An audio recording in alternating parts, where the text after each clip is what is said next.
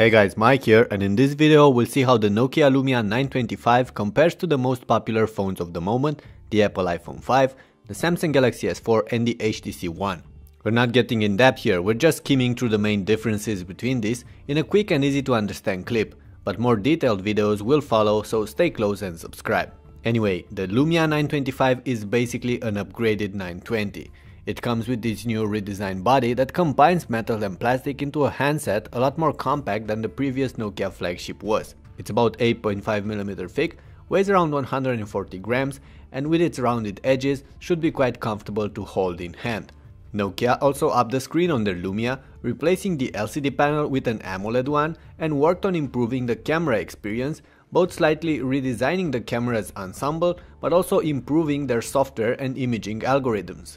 Besides that, the 925 is close to the 920, running Windows Phone 8 with a bunch of useful Nokia software bundled on the same dual-core Snapdragon S4 processor. You might have expected a bump in technical specs, but I don't think one was necessarily needed, as the 920 was a very snappy device and the 925 will be as well. Keeping the old hardware also allowed Nokia to have the same 2000 mAh battery on the 925, and that's enough to get the phone through the day. Alright, so how does the 925 compare to the iPhone 5? Well, first, the iPhone is a smaller and lighter device, so it might be more comfortable to use than the Nokia for many of us. Aesthetically, both devices are gorgeous and it's up to you to pick which one you like best. Of course, there is a smaller 4-inch screen on the iPhone, hence its more compact body, but it's a sharp, vibrant and bright screen, capable of displaying excellent colors. In short words, it's perhaps the best IPS panel ever fitted on a phone. The Lumia 925, with its AMOLED panel, should offer better blacks and contrast, but lacks in terms of brightness and colors accuracy. Hardware-wise, none of the phones excels, but both are going to be very snappy and will deal with all sorts of tasks and multimedia content at ease. The iPhone 5 will handle better sub-complex modern games, and also has the strength of the iOS ecosystem backing it up, but Windows Phone has grown a lot lately too. As for the camera performances, the iPhone 5 is a reference between camera phones, but the Lumia 925 promises to outmatch it in each and every way, both when it comes to the overall image quality, but also when it comes to software features, bundling the new SmartCam app. We'll see. In the end though, the iPhone 5 is more expensive than the Lumia 925, and that might matter a lot to some of you. Apple's handset still has its strong points, like the OS, ecosystem and the compact size, but with the 925, Nokia did narrow the gap. Now, if only Microsoft could do the same with their Windows Phone 8 OS. Android handsets are right now dominating smartphone sales, with Samsung as their spearhead. So how does the Lumia 925 compare to the Samsung Galaxy S4? Well, there are plenty to talk about, besides the obvious OS and software differences.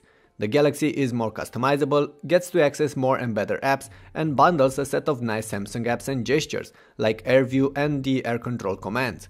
The Lumia puts Office, the Here navigation suite and Nokia Music on the table, but I'm not sure that's enough to even the odds. Besides that, the S4 is clearly the more powerful of the two, and you'll see it when it comes to playing games. For everyday use though, both are incredibly fast. The two devices feature AMOLED screens, so should have the same pros and shortcomings. However, the S4 packs the larger 5-inch display with 1080p resolution, so it is the sharper of the two.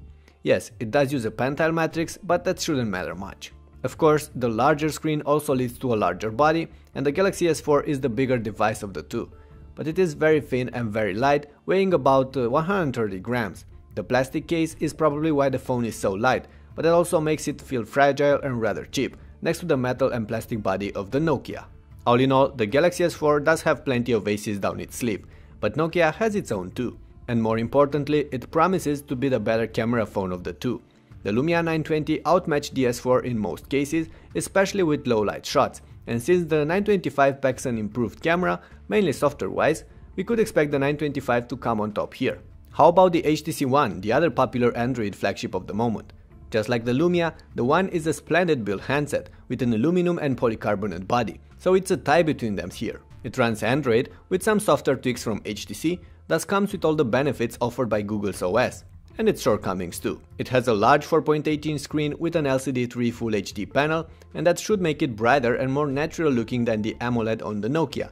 The 925 has the excellent contrast, deep blacks and extra sensitive touchscreen on its side of the table. As for the camera, the HTC One offers excellent low light and video performances, but the 4 ultrapixel sensor lacks the number of pixels and the details required to get good fairlight shots as well. So I expect the Nokia Lumia 925 to outperform the HTC One as an everyday shooter. In the end, there are many reasons why you could get the Samsung Galaxy S4 and the HTC One over this latest Nokia Lumia, starting with Android and ending with the many extra features offered by at least some of these phones. Tiny details like IR blasters, SD expansion slots and removable batteries. But the Lumia has the snappiness, the camera and the price on its side. So unless you really want the best phone on the market, the Lumia 925 can be a good pick as well. That's about it for now. And yes, we haven't got in depth in this video, but stay tuned. Once we get our hands on the Nokia Lumia 925, we'll have it through our standard set of tests and we'll post our usual detailed review and comparisons with all these devices mentioned here and more. In the meantime, let me know which one of these 4 phones you would choose right now and why. And don't forget to subscribe for my future updates, I'm pretty sure you wouldn't want to miss them. Thanks for watching and I'll catch you later.